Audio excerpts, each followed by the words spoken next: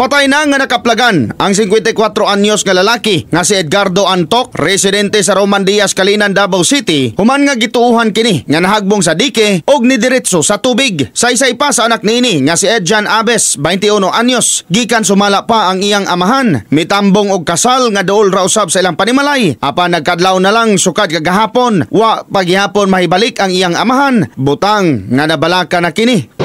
Pag-ingon sa ate nga ni ato lagi daw sila ka na kasal lagi daw. Kasal motong alas 2. Nya gitagan ang kwarta kong manghod kay para palitag bugas nga wala man daw dikto. Paguman moto gignan sa ko ang manghod tong silingan na mo nga di lagi daw.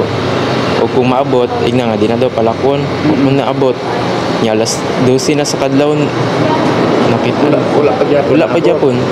Apan bandang alas 6 kaganihang buntag, nakadawat na lamang kini og tawag gikan sa iyang igsuon nga nagkanayon nga ang iyang amahan napalgan ilawom sa tulay. Og abi sumala pa ni Edjan nga nakatulog lamang ang iyang amahan ilawom sa tulay sa pagbutyag sa iyang igsuon. Apan sa pagkumpirma mismo ni ini sa lugar, nakita na lamang ni ini ang iyang amahan nga naglutaw sa tubig nga wa nay kinabuhi. Yan nitawag siya nga dira lagi daw siya natulog sa tulay.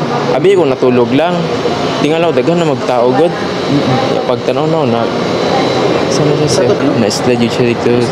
Siguro pag pangihi niya ba nya ngit-ngit wa biyan ay suga diyan day. Lisod sumala pa dawaton ang panghitabo saysay ni Edjan. Apan iya na lamang sumala pa kini nga itugyan sa kahitasan. Sa pagpanubay usab sa Brigada News Team sa mong dapit, dili sumala pa kini ang unang higayon nga adunay nahitabo nga insidente sa mga nangahagbong og namatay ilawom sa tulay sa Kalye Peke, Calinan, Davao City. Og sumala pa daghanan na ang mga nahagbong og napalgang patay. Ikaduha na to. Di ka na itong Nobyembre. Kato si Tagalog, ikaduha to siya. Dugang paniini atol sa gihimong investigasyon sa Brigada News FM Davao, nasaksihan nga walay railings or ali ang maong diki. Luyo sa kahabog niini og sagad usab kini nga ginaagian sa mga tao. Butang nga hangyo karon sa pipila ka mga residente ngadto sa mga barangay officials sa Barangay Calinan, Davao City nga butangan og suga ang maong dalan ingon man railings or ali aron nga malikayan nga duna pay mahagbong og mamatay sa maong tulay.